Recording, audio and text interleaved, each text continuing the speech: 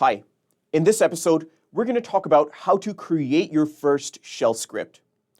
We've discussed in previous episodes that a shell script is simply a text file that is going to have some instructions for your shell to do. Now, how you create a shell script is simply by creating a text file. So your very first step is creating some text file with the text editor of your choice. You can give it an extension if you wish to, but even that is not necessary, as long as you have some text file to start. Now, scripts are written for different types of shells. In Linux, there are many different types of shells that are available for you to use, so your first line in the script should identify the shell that should be used in order to decipher those instructions that are written. This is called the Shebang line. This is specifying which shell should be used in order for this script to run. So in this example, we've written bin bash. So whatever shell is actually running on the system, it doesn't matter, because we've specified that this script should only be interpreted using the bin bash shell, and so it shall be. Then you can write your series of commands for the script to do. This could be any command that is based on the requirement of the task or whatever you are wanting to get done. Then you can save it. However, in order for the shell to execute those commands, you need to make sure that this script is executable. So adding that necessary permission in order to allow this script to be executable by the shell. And then you can simply run the script by calling its full executable file path. Typically, you'd be in this very same directory, which is denoted by that // or you can give the full path starting at root for this executable script in order to run. In this next lab, we're going to go through all those steps, create a text file, identify the interpreter, write some commands, then give the script the necessary permissions in order to execute, and then execute the script using its full file path. Please join us in this next lab where we are going to create our very first shell script. In this episode, we're going to show how to create your own very first shell script.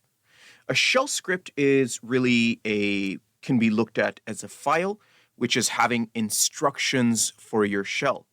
So instead of a regular text file, this file is not just having simple text.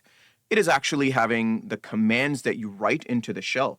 And when the script is executed, all those commands that are written in the shell or in the script, all those instructions are then executed. To create your very first shell script, you simply need to create a file. It can have an extension if you want, but it's not always necessary even to have a necessary extension for the script. So you can just say vi script1, and this will be your very first script. The first thing you're going to do at the top of a script is add your shebang, which is the hash and the bang, and identify what shell should be used in order to compile or execute the script. So some scripts are written for other shells, and basically it is defined at the very first line called the shebang. Now following this, you can put any commands which can be interpreted by this shell. So here I can say echo, this is my first script, and this is the very command that I want to run within the script. But I hope you get the idea that you can put various commands and a very structured and complex way of, executing tasks from inside the script. Currently, we're keeping it simple. I'm going to save and quit. Now, this is just a regular text file with, if I can show you script 1, it just have read and write permissions, meaning it doesn't know that what is inside there are actually instructions. How we're going to identify that the content inside are actually instructions for our shell is by adding an executable permission to this script. That's RWX. That X needs to be added so we can execute the script. So how we do that is simply by typing chmod to modify the permission. We're going to put +X to give the execute permission, and we'll say to our script file. Now you can see that I have a execute permission, so people and myself are able to actually execute this script. Now, in order to execute it, normally the system has something called a path variable, and the path variable is a list of directories where the system is actually looking to execute commands. All the commands are stored inside directories, so when I type a command such as ping or ls, all these commands are somewhere inside the directory as scripts. Now, in order to actually run this script, you need to identify its full path so that the system is able to run this script.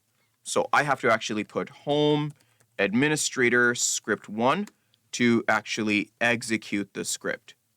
I can always use relative addressing. So if I'm already in home administrator, and that's where I log in, I can just announce that I'm in this current directory with a dot and then a /, meaning in this directory, I am having a file called script1.